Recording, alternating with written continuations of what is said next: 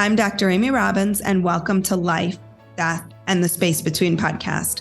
I'm a licensed clinical psychologist and medium, and here we explore life, death, consciousness, and what it all means.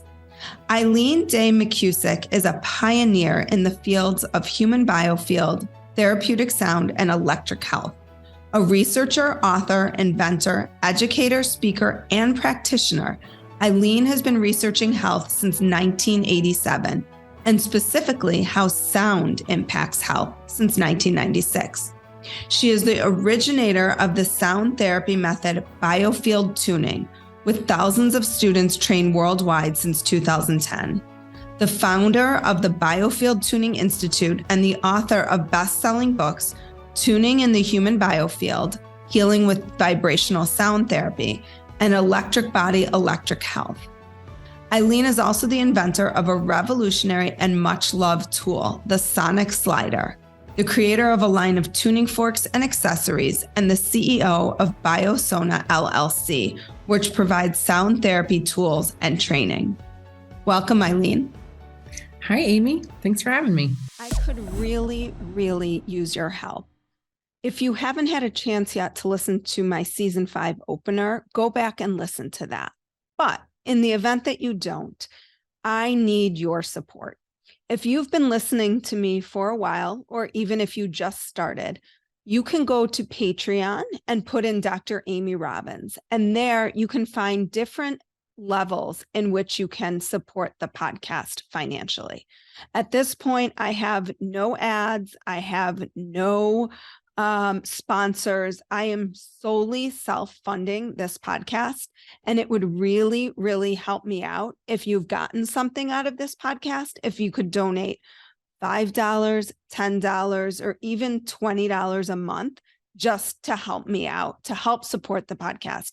I'm continuing to work to try to get sponsors, to try to get advertisers, but until that happens, I need your help.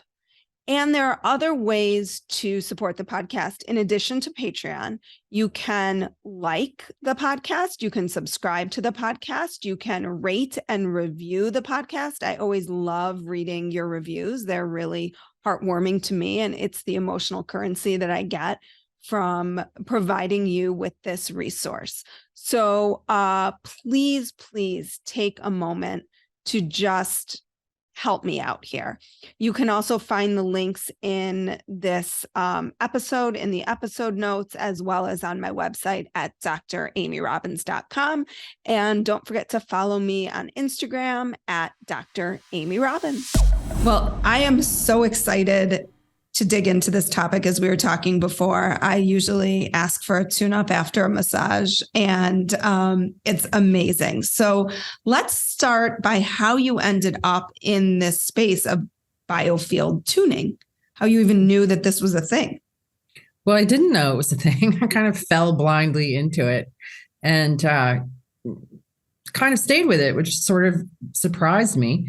I started using tuning forks in my massage therapy practice back in 1996 and found them very intriguing, more so than I expected them to be, and used them as a hobby. Basically, stopped doing massage pretty quickly once the tuning forks came into the picture, because I found that I could actually get more outcomes from just using the forks than from doing massage.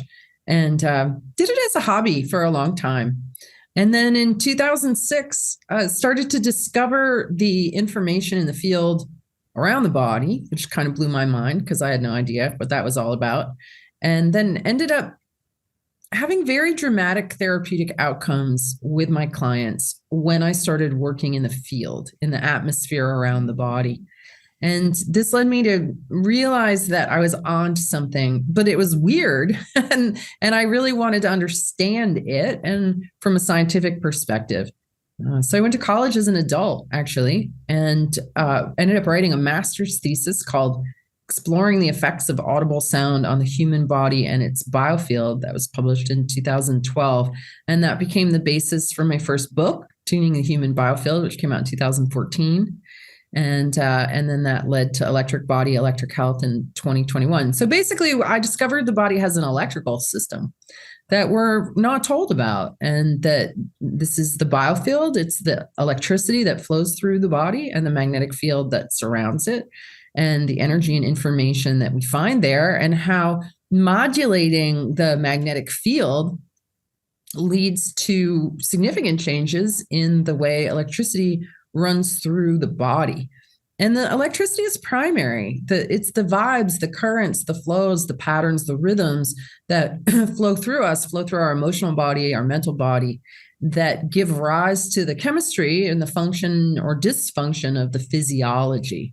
It's the template, it's the blueprint, and it's also where all our memories are stored. So biofield tuning is a practice of finding noise and resistance in the flow of current in the body's electrical system, and reflecting that back to the body. The tuning fork acts like a mirror. It allows us to be sort of diagnostic as we move a fork through the field towards the body. The tone changes as it moves through this hidden tonal landscape of the vibes we give off. And wherever there's a place that has noise in the signal, you can hear it. Where there's resistance, you can feel it. And when we hold that spot, we're like technicians, really. We find these wonky zones and just stay in them. And when the body hears and feels its own dissonance, it uses the fact that the tuning fork is like a metronome. It's providing a steady, coherent rhythm. It's providing a steady tone. And that enables the body, which turns out to be a self-tuning instrument, to tune itself. And basically that's what we do. We just show the body where it's out of tune, and then it fixes itself, and then we move on to the next spot. This is a very simple practice, and really speaks to the fact that the body is designed to heal itself. Okay, so I have so many questions. Starting with, you say the energy, you say the electricity. Lots of people would refer to it as energy. How do you differentiate those two? Well, there's been a lot of obscuration in this particular field that comes to us from the Western medical molecular reductionist way of looking at things. Mm-hmm. And there's been a real denial, quite frankly, of electricity in the body. And certainly a very big denial of the magnetic field around the body. This is all pushed into the realm of pseudoscience and woo and dismissed as nonsense. But a book actually just came out by a science journalist named Sally Addy, who wrote a book called We Are Electric. And in this book, she's like talking about all the ways that we know that electricity is going on in the body. It's across every surface membrane, every cell. It's in our blood. It's in our flowing through our fascia, our collagen, our heart, our brain, our bones, our blood. Like there is electric current running through us. That is the difference between being alive and being dead. When you are alive, your light is on, and when you are dead, your light goes out, and that is your body's electrical system.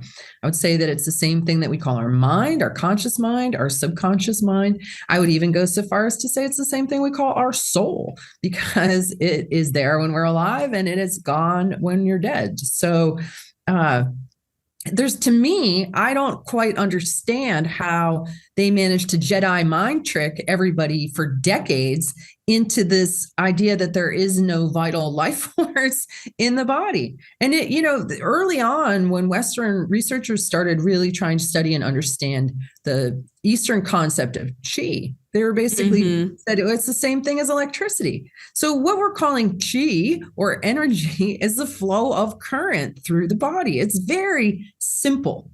It's very, very simple. And we know that in life, anything that has an electric current running through it has a magnetic field around it. We also know that magnetic fields guide and inform electric current. So it really makes sense to manipulate and modulate the magnetic field, because that's going to shift the electricity. And that's exactly what we're doing in this work. There's nothing metaphysical about it. There's nothing woo-woo about it. It's all based on principles we already understand about electricity, about physics. And there's really no argument to be had here.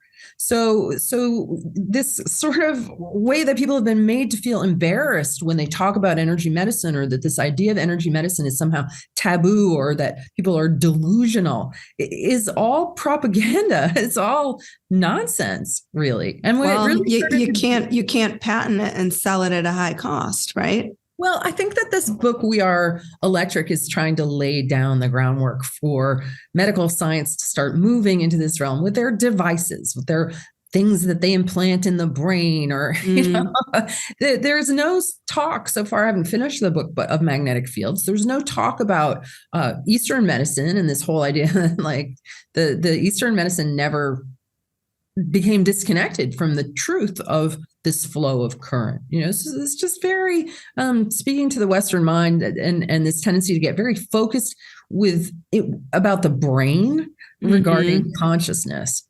And this whole idea that your concept of you and everything is happening in the brain, it's not. It's your whole system. In this model, because your magnetic field extends around about 6 feet around you, the body is actually inside the mind rather than the other way around. And wherever we go out of balance in our mind, that pulls the body out of balance. And that's certainly been my observation. Most of the pain that people suffer from is some kind of mental or emotional hangup that they are struggling to get sorted. And it's just shifting the way that everything is running in the body because they're akimbo in their own being. So let me break this down a little bit. So the biofield is the magnetic field around the physical body, or it's the physical body and that 6 feet expansiveness? So initially, the term was coined by a panel of National Institute for Health scientists in 1994 to try to give a scientific name to the field that surrounds the body. So they're not calling it the aura or the human energy field. So if you look up a definition of it, it's sort of something that may or may not exist. The biofield is still kind of considered a bit of a battleground, which I think is silly. To me, the battle's already won, but some people, I guess, are still in it. Well, ain't that a metaphor for where we are today, right? Yeah. Needless struggle, right? And power plays, really. But what I really came to see is that it's the electrical system in its entirety. You can't separate the field from the current running through the body. The electricity that beats the heart, that gives you thoughts, that's in your blood, in your bones, that's the same as the magnetic field. They're one and the same. So you can't, it's to me, and I've gone a little rogue, just based on my own clinical hands-on work with this thing, I'm like, it's all the same thing. It's just two sides of the same coin. And I think that, that's sort of my, what I teach, what I bring to the equation, is this, yeah, great. I'm glad y'all are figuring out that electricity is running through the body and there's also magnetic fields, and let's get hip to that. And that is a little slower in coming. So can you walk me through what a session looks like when someone comes in? I'm really curious to sort of dig into this and understand, one, what you experience, what the client would experience, and also how you know when energy's stuck, what it's stuck because of. So let's just walk me through what that would look like. Sure. So if somebody comes in to see me at my office, like I treated somebody came in Saturday. I don't do a lot of in-person. I don't do a lot of sessions anymore. I do a few here and there, but I've ended up having to do a lot of other things besides at this point. But in an in-person session, you would come in, lie down on the table. So Biofield Tuning, we use weighted forks on the body. And we use unweighted forks in the field. So the unweighted ones are like what you would use to tune an instrument. The weighted ones are what like the doctor might put on your lower leg to see if you have neuropathy. It's going to send a vibration in and ask you if you can feel it, right? These are both tools that most doctors have, tuning forks, and use them.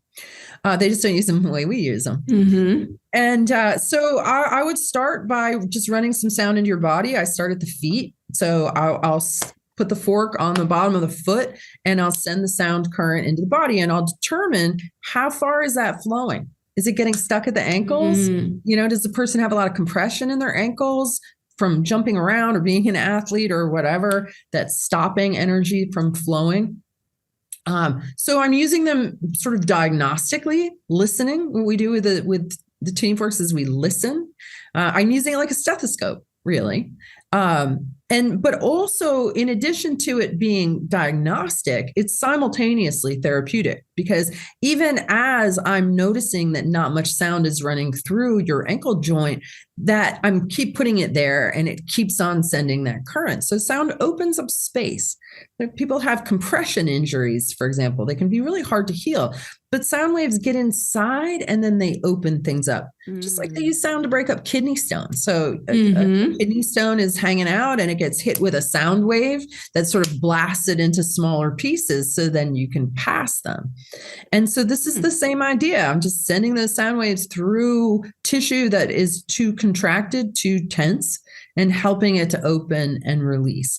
So I will put the forks on the feet, the sides of the knees, sides of the hips, along points, top of the head, just to kind of read and feel what is going on. Like if I put a tuning fork on somebody's sternum, I can tell what their heart rate variability is like. I can tell if they have anxiety. I can tell whether they hold their breath regularly or not. All of these patterns and rhythms that are going on in the body become detectable. Like if you've ever had Chinese pulse diagnosis and they hold your wrist and they're like, oh, you had a kidney infection when you were 22. I'm like, how the heck do you know that? Right. But it's all recorded in all of the pulses and the rhythms that are flowing through our electrical system, because all of our memories, we're told, they're in our brain, right? But what I've found, if you think about it, like everything that we experience, smell, hear, touch, taste, feel, respond to, everything is all an electrical impulse in the body. So it makes sense that our memories are in our electrical system. When we charge around a memory or we get triggered about something, that's all responding to the information that's been laid down in what I've come to see as standing waves in the magnetic field that surrounds the body. So basically what I've done in my research is, and this took years to do, like bouncing sound off the body and the field like sonar and listening to the ping back. And discovering that there's an actual anatomy and physiology to this magnetic field, and that it's where our memories are stored. So combing through the field, which is what I do. So after I work on the body, then I'm going to determine what zone is in need of an adjustment. It's kind of like a chiropractic adjustment. And that involves going out to the outer edge of the field. So the field is bounded. It has a double layer plasma membrane. It's a bubble. I wanted to talk about that plasma cosmology too, but we'll stick with this for now. Well, this is your electrical body, your electrical bubble. Any of these bubbles, whether it's the Earth's atmosphere, the sun's atmosphere, whatever, all have a membrane. They have a boundary. Just like our atmosphere has a boundary, right? So our personal atmosphere has a boundary. And that boundary holds the information of our gestation. And then so it's like dropping a needle on an album and reading the vibrational record of somebody's life. So if somebody's 40, I'm going to find information that was generated 20 years ago, about 3 feet away from them. I'm going to find information that was generated in the last couple of years right next to the body. So as we go through our days, we like have these little needles that are kind of ticking out what our vibrational status is. And if we're coherent, then we're producing coherent waves. But if we have something like a car accident, then that's a big upset in the waves that we're producing. And so because of a physical and emotional injury to the field, is that what? Just to the organism. Okay. Your organism and specifically, right, what makes you alive is the fact that you have an electrical system that's going on. And it's the electrical system that's cognitive, that's subcognitive, that's responsive, that's emotional, that thinks. All of that is all your electrical system. And so I can, as I move the fork through this tonal environment, it reads the information that's there. It's like an invisible ink decoder, and it shows me the memories all in this vibrational language that I've just learned over 27 years of doing this. Like, for example, if I hit an area where there's a car accident, the tone will go very sharp. Whenever you feel alarm, right, your whole body's like, ah, Right. And so that shows up. I hear that in the tone. If you just yesterday, I worked on a friend, and I got to this place when she was around 17 where there was like a void. And I was like, wow, like what happened to you at 17? You kind of disappear from your record. And she said, oh, that's when I met, my now ex-husband. And I kind of just dissolved myself into him and into the relationship. Right. So I had to really dig in there under the void, under the quietness, to find her tone, like the truth of who she was, and bring that up. And then it's an interesting process, because when we find these places like these voids or these sharp zones, or, any kind of trauma that we go through, there's always some kind of charge stuck there. There's something frozen. And so that will relate to a place in our body that when people have frozen shoulder, for example, like people have frozen shoulder, the left shoulder in the biofield is where we store sadness. Okay. Every time you feel sad, the little needle that's ticking out that sad song is in the field off of the left shoulder. And so when you have a lot of sadness that you haven't been able to express, that you haven't been able to digest, that you haven't been able to get over, that creates an accumulation literally of heavy energy that's sort of frozen in your magnetic field, that's going to freeze and accumulate the electricity in your shoulder. Your shoulder's frozen. It's because your field is frozen. It's because your heart and your mind and your ability to express are all frozen. And so I'm going to come in there, find that, because I can feel that resistance in the fork. You feel it. It's really like running into something. There's like a magnetic resistance in these sticky spots. And so we stay there and get the body to become self-aware and relax and release, basically. And then the energy that was frozen in the field and frozen in the body, we bring to the midline. We bring everything as this process of sort of combing through the field, bringing it to midline or the central channel of the biofield, and basically restoring it back to flow. Back to flow, which makes our overall voltage, the strength of the current running through our system, go up. So the more trauma we've had, the more times in our life where we've gone into contraction, into tension, into defense, into protection of ourselves, we're going to have all of these micro resistances built into our electrical system. So all these people who talk about having like long haul this or long haul that, Lyme and chronic fatigue and fibromyalgia, all that, their electrical system is full of tension and resistance. And it's making what is available in the flow very low. So their body doesn't have the ability to carry out its daily tasks and fix itself and get its energy up. When people come in and they tell me, oh, I have a thyroid and this and that, I'm like, throw all of that out the window. You have a low battery. And if we get your battery back up and we get your signal clarified, you won't have any of that anymore. You just won't. And you don't need any pills and you don't need anything. You just need to relax this resistance from all of that trauma that you've been through and get your juice flowing again. And then you'll be good. And I've seen this over and over and over and over again with people where their energy just goes up because now it's not stuck in resistance anymore. It's moved into flow. So you clear that out. They don't have to do anything but be there. And the energy will clear. Like if you say, I see when you were 7, such sadness and trauma because your mom left and abandoned you.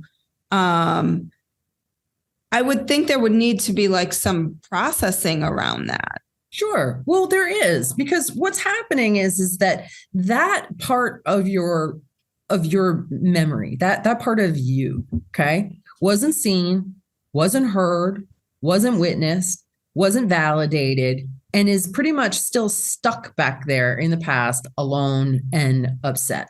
Mm-hmm. So when I come in and I stumble across that memory of the 7-year-old you, I'll just be like, whoa, okay, here's 7-year-old you, and this is how she's feeling, and this is what's going on. And you might tell me that story that you just told me, and we'll be like, we'll just hang out with her.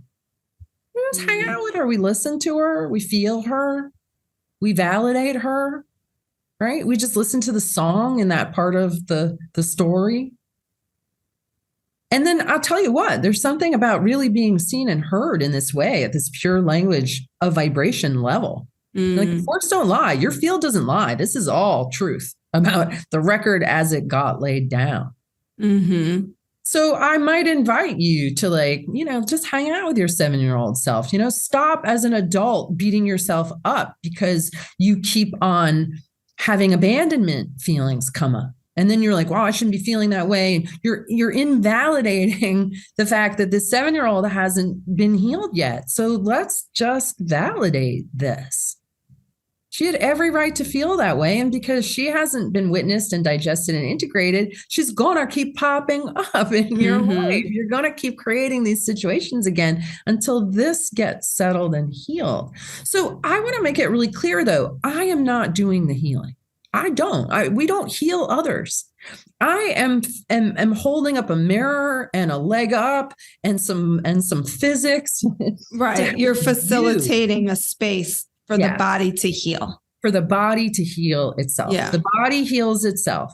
I'm not healing. I'm just sticking a fork in a zone where the body can use that input to heal itself. And I'm just witnessing it. I can't heal you. You have to heal you. So how does this differ from like sound bowls when people do sound bowl therapy? Well, biofield tuning is very precise. Okay. Every student has a map of the biofield and how different memories live in different places, different ages, or in different areas. And so we'll get very precisely into exactly what happened when you were 28 years old. Like exactly what happened when you were 28 years old in your relationship with your father. Like, boom. We're able to pinpoint very specific memories and stay in those memories until that targeted relaxation happens. Like, I remember working with a fellow who he was fed soy formula as a baby and he was allergic to it, and they gave it to him for years. And it totally messed up his digestive tract, and he had all these issues around food and eating. And so I got into the zone kind of in the lower GI of his just belly aching as a 2-year-old. And I had to stay in that spot for a half an hour in that one spot, 5.5 feet, 6 feet away from his body, until his GI sorted out all of the insults from early on and then all the ones that had built on top of it. Right. So in doing that, then he reported to me, he's like, wow, I feel so much more free around my relationship with food. Like, I'm not used to weigh everything and, kind of over intellectualized instead of just feeling. But he couldn't trust his own feelings because he was so damaged from early bad poison. Right. So if you go to a bowls experience, those sound waves are going through you. They're helping you to relax in that moment, but they aren't necessarily specifically getting into your timeline, holding it, witnessing these things, reflecting these things, and staying with something as long as it needs to sort itself out. Right. So bowls are really more, in my observation, for sort of general relaxation. Now, there are people who are learning, to use their bowls like I use the forks. So you certainly can. But I just feel like the forks are just, there's more dialogue that you hear. There's this sort of, our emotions and the way that they sound with forks is really like what music seeks to approximate. So when you and I are listening to a sad song, I don't have to tell you that the song is sad. You just know it, right? So with the tuning forks, like when I was first discovering the biofield anatomy, the first zone that I started to see the pattern in was in the sadness zone, because I had a lot of sadness in my life. So I really resonated with sadness, but then I discovered like, wow, alarm sounds alarming. It goes sharp. Or anger kind of has this quality of heat to it. The inner critic, the voice of the inner critic has a growl kind of quality. Like there's a whole fear sounds like the Jaws soundtrack. It's like, right? So every single emotion that we feel, we put a word on it. But what is it? It's just the right. How is it a particular pattern? How is it vibrating? Yeah, within us, through you. Exactly. So talk to me a little bit about the difference between voltage and vibration. Well, I think it has to do more, people, there's a whole thing about raising vibration, right? That people are always talking about. And I think some of that comes from the book Power versus Force, where this sort of linear ascending map is given, where certain emotions like shame is like vibrating at a 200, whereas Christ and Buddha are vibrating at 1,000. And so we want to go from like these low, bad emotions, like up the scale into Buddhahood, right? And I think this is really dangerous for a lot of reasons. Like I get the intention behind it, and there is an element of truth in it. Okay, I don't want to disregard it completely, but it can be misconstrued in ways that are not useful. Right. People, right? Like none of our emotions are bad. None of our emotions are negative. Right. I say this all the time with my patients. To feel shame. Like if you don't feel any shame, you're a narcissist. Whoa. Like you can't admit that you are being a jerk and that you did something wrong. You need to apologize and you need to mind my boundaries that I'm trying very hard to communicate clearly to you. But if you don't have shame because it's an uncomfortable emotion. Nobody wants to feel shame, but it's shame, it's the feeling of shame that keeps us in integrity, right? Yep. It's the feeling of guilt these are all feedback things to keep us healthy. If somebody crosses our boundaries, we have every right and reason to be angry about it and to figure out how to communicate that effectively. Mama bears don't ask for anything. You threaten my baby bear, I'm going to get angry and you're going to know it, right? There's nothing inappropriate about that at all. So people have been programmed to take these negative emotions and be like, oh, I don't want to feel that. I don't want to feel that. And so this leads to kind of like spiritual bypassing, or what I call purple washing, where you're just trying to deny the fact that you have rage or hate or any of these strong emotions that are valid. And I'm sure the tuning forks are going to pick up on that right away. They pick up on it right away. Right away. And so, so this idea that higher is better, again, isn't really true, right? Everybody loves the bass. You need delta waves to sleep. So this demonization of low vibes and striving towards high vibes, it's just not healthy. It's just not healthy. It's not a healthy way to look at any of this. What I've seen is that what we really want to do with our vibration, if you will, is clarify it. We want to get clear. We don't want to be muddy and full of noise and static and signal jammers and tensions and stories and limiting beliefs and ancestral trauma and all of this stuff that jams up our signal and makes us incoherent. Right? So that's what the tuning forks do. They help to clarify the signal.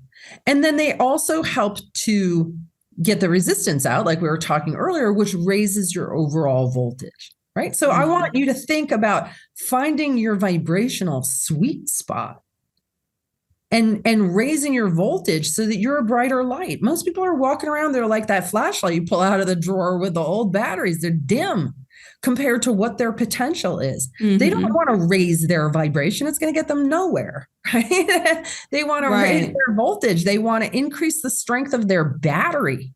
They want to make it so that whatever they're broadcasting is clear and coherent. And then they become a force for good around them. But I also think that it's very dangerous for people to have it in their head that they need to be Christ-like or Buddha-like. because we're human beings. Right. And we're living in a difficult world, and we're going to have human experiences. We're going to worry. We're going to get angry. Which Christ and Buddha did. I mean, right? The Buddha left because he lost his mother and sat in sadness for years. Yeah. Having a human experience. Right. Yeah. And, there's the story of Christ and how he was upset with the moneylenders and he was angry at what they were doing. Rightly so, right? Usury is a problem. Lending money and interest has gotten us into this big mess that we're in out here in the world right now, right? And he knocked over the table. I mean, I know that's just a story, but that is an appropriate response to something that's nonsense and not okay. That's a mama bear kind of movement. Like, this is not okay. Right. So we've been kind of, especially women have been turned into doormats in a lot of ways because we're like, oh, it's not good to get angry, or I know I shouldn't, I'm like, well, but you can't, from what I'm hearing you say, and I agree with you, you can't clear it if you don't feel it. So if you're suppressing it and stuffing it down, then you can't pass the vibration from your foot to your ankle because it's going to get stuck. It's going to get stuck. And then you're not whole. And then you're not able to show up as a whole person. And then your body starts to go south. So yes, you have to feel it to heal it. And that is, you have to let yourself feel. You have to figure out healthy ways to allow emotions to move through you. Because if you hold them back, like just for an example, we're all exposed to heavy metals, right? All of us. It's in the air, it's in the water, it's in our food. Why do some people end up with heavy metal toxicity and other people don't? So what I've observed is that the sort of person who ends up with issues with heavy metals almost always is somebody who suppresses anger. Now you think about when something happens and you get angry and you just suck it in and you bite your lip and you hold it in, just even feel that, right? This creates tension across all the membranes in the body. And if you have tension across these membranes, your body can't get these heavy metals through that tension. It can't process them. It can't integrate them. It can't digest them. It's like, well, that's stuck there because of this tension. There are some people that say toxicity is the root of all illness. Okay. I say tension is the root of all illness, because if you're relaxed and your voltage is high enough, you can process the toxins that come into your body as long as you're not inundated with them. And that's what we're all, I think, trying to do is optimize that ability for our body and our minds to process whatever comes in. Whatever feelings come in, whatever toxic environmental stimuli come in, it's like, how are we continuing to move that through and process? Exactly. And you need to be resilient, right? If you're stiff and you're rigid and you're already overloaded with too much stress, you're not going to be able to handle anymore. But if your field is expanded, it's bouncy, it's clear, your body is flowy, you're going to be able to process things, and what this brings to mind is that last July, I was in a motorcycle accident. I crashed my Ninja into the pavement going 50 miles an hour. Oh my God. And I landed on my left side and then I rolled 40 feet down the road and landed in a ditch. And the only thing that broke was the outside of my left ankle when the bike landed on it. So I'm 54 years old. I slammed into the ground hard and nothing really broke, because my system is strong and resilient and bouncy and I'm relaxed and I've had so much work done, right? So that's kind of the essence of, life is going to be hitting us all the time with stuff. This notion that you're going to get to this place where everything is going to be groovy is simply not true. Life is always going to be throwing challenges at you. It's the name of the game. And so knowing you're going to adapt. How can you adapt and overcome? How can you continually adapt and overcome? And that's like being on the ball, being on your game, being with your battery meter optimized, right? So here's just a quick question that we can ask you and everybody. On a scale from 1 to 100, okay, imagine that you have a little battery meter that's measuring how much voltage you have in your system at any given time. So at 100, you are fully optimized. You are completely on your game. You are clear, you're light, you're sleeping well, you're digesting everything, you're getting your tasks done, and you're even being playful at the same time, right? And 1, you're just about dead. right? So where does your battery meter fall right now? And most times, like a number kind of comes to mind. So do you have a number, Amy? 85. Yeah, 85 is good, right? 85 is good. You can really function pretty well at 85.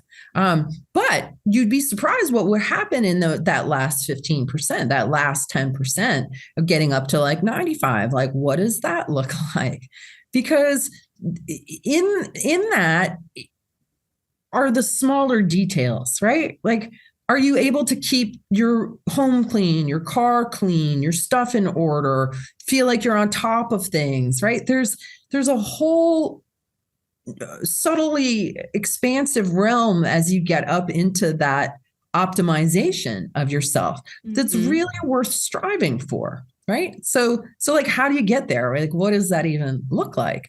And it's different, I think, than most people would realize. Like, I think a lot of people out there are trying to use food to optimize, trying to use eating clean, eating nutrient dense food, that sort of thing.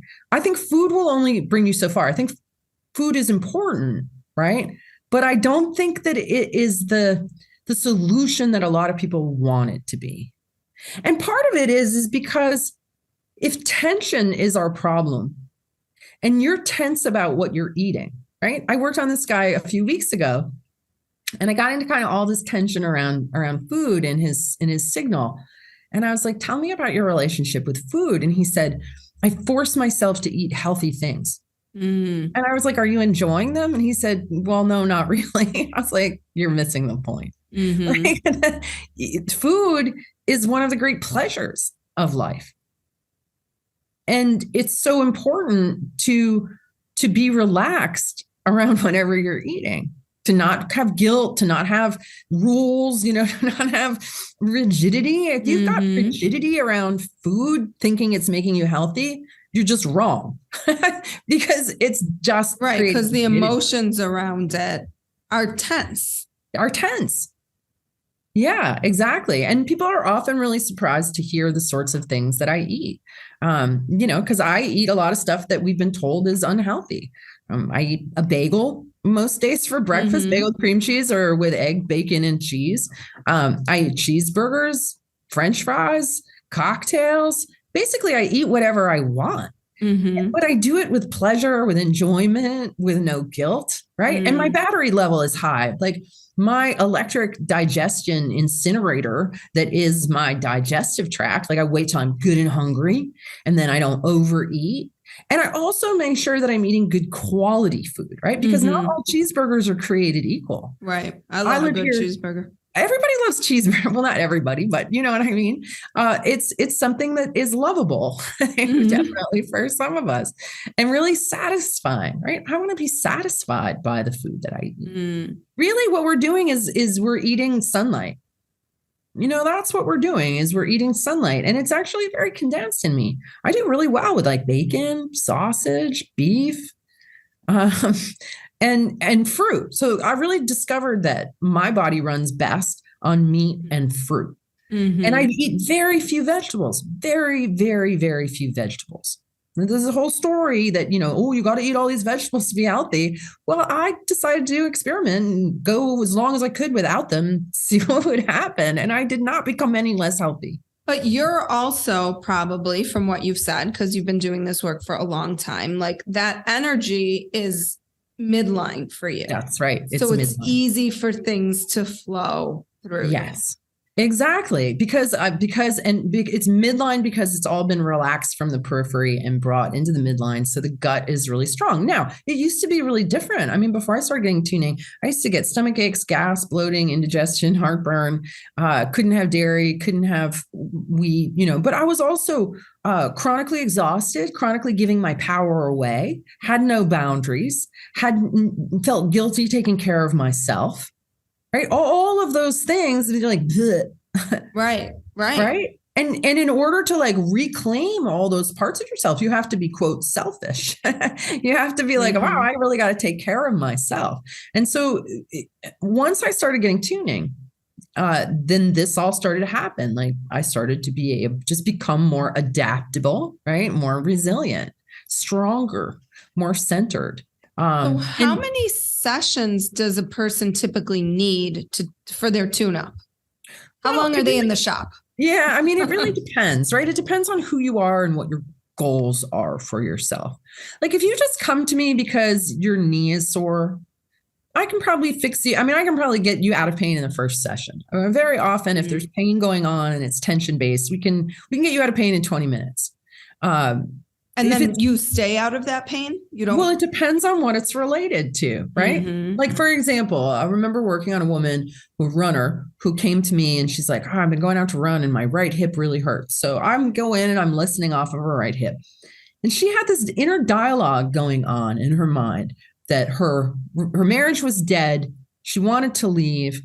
Should she wait until their son graduated from high school or should she leave now? And she was perseverating on this thought. She was spinning it over and over and over in her mind about what am I going to do? Am I going to do this? Am I going to do that? Well, that in the biofield was spinning off of her right hip. So she was not in the present moment, right? Because when we're in the central channel and we're really here, we're in the present moment. We're not stuck in the past. We're not worrying about the future. We're just here now, which is all we got, really, right? And because she was pitching her field to the right, because she was perseverating on this thought, she had taken the energy that should have been in her body, providing order, structure, function, and strength to that zone, and putting it outside of herself. So her physiology was like, I don't have the juice in this spot to stay coherent while you're running and out. Right. So I came in, found that mental energy that was spinning off of her right hip and adjusted her and brought it in. And I was like, listen, this is what's going on. All right. If you keep perseverating on this, if you keep projecting yourself into the future, you're going to put yourself out again. And then you're going to need to come back to me to adjust you again. But if you become conscious of how you're using your mind and how it's putting your body out of balance, and you keep bringing yourself back to the present moment, you won't need me to fix you or help you fix yourself, right? So a lot of this work is about, I work with my clients to train their minds into better habits because they're making themselves walked, right? And they've got to learn to make themselves not walked. And so I'm going to help you to train your mind to be more in integrity, to be more in this present moment. Now, if we go in and, we find that there was big birth trauma and I settle that down, that won't ever come back. Like that signal. Right. Because that sounds like it's probably at an unconscious level. Yeah, it's at an unconscious level. It's far away. Right. But if you have an inner critic that's always running and to the point where now you have Crohn's disease and your gut is eating itself because you're always beating yourself up. Right.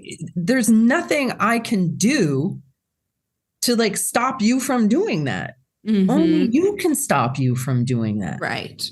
And that's where only you can heal yourself. Only you can heal yourself by believing that you're worthy of having a peaceable and beautiful inner kingdom. Wow. Eileen, we didn't even scratch the surface of everything I wanted to talk about, so maybe I'll have you come back and we can talk about the universal piece of this because it's so fascinating. But if people are interested in your work, where can they find you? How do they find practitioners? And you did say you can work. I know you don't do a lot of work, but that this work can be done virtually, which I don't understand in terms of how when you do like an on the body, how that works. But right. Well, we can do it virtually. We don't necessarily do the on the body part, although some people do. They'll just kind of pretend that the body is there and they'll put the weighted fork where it would be. But I mean, as far as how it works at a distance, because I'll do it over Zoom, right? Recently, I shared a little clip of a astrologer that I like playing a piece of music. And as I was listening to her play this piece of music, I was gently moved to tears because she brought so much grace and beauty and presence and intention and love, right? She really brought her spirit into this piece of music. And just listening to this piece of music through YouTube made me cry. Okay. Why? Does anybody ever ask why music moves us? Does anybody ever ask how music moves us?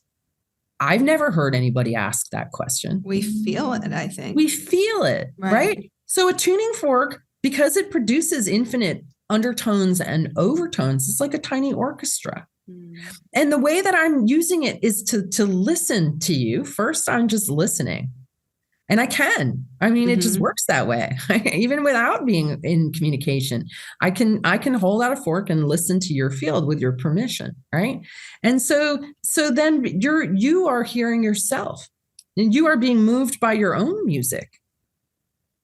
Like this music is moving you in the same way that music moves you. And because I make recordings too, right? They're on my website, biofieldtuning.com. There are, and biofieldtuningstore.com. There are all kinds of recordings that I've made. People are like, well, how is it that a recording of this can have an effect? I'm like, how is it that listening to a recording of music has an effect? Right. We put music to all of our meditations often. Yeah, exactly. Right. So there's a kind of disconnect here around something that is really pretty obvious when it comes right down to it. We're all sound healers. We all have music playlists in some way or another, or we put on different radio stations. Why do you flip through the radio stations until you found something that resonates, right? Because you are being a sound healer for yourself. Right. I mean, music lifts your mood. It sets the mood, right? It does so much. Yeah, it can energize you. It can put you to sleep, right? All these things. Tuning forks do the same thing, just a tiny band in one little instrument that has the same power to move you. It's amazing. Yeah. So people can find you at biofield.com. Biofieldtuning.com. Biofieldtuning.com. And there you can find practitioners. We have practitioners all over the world. So if you want to try a session, and everybody's trained to do it remotely. So you don't need to find somebody nearby to go to their office unless you really want to. And then you can do that. I personally only receive sessions at a distance. And sometimes even if I'm asleep, I will have somebody work on me. Not that long ago, my low back was really bothering me. I reached out to one of my practitioners. She worked on me remotely with no open line of communication while I was asleep. And I woke up in the morning and my low back pain was completely gone. Completely gone. I mean, that's pretty cool, right? That's amazing. Wow. Yeah. Well, this is definitely something I want to try more in depth. I've tried it.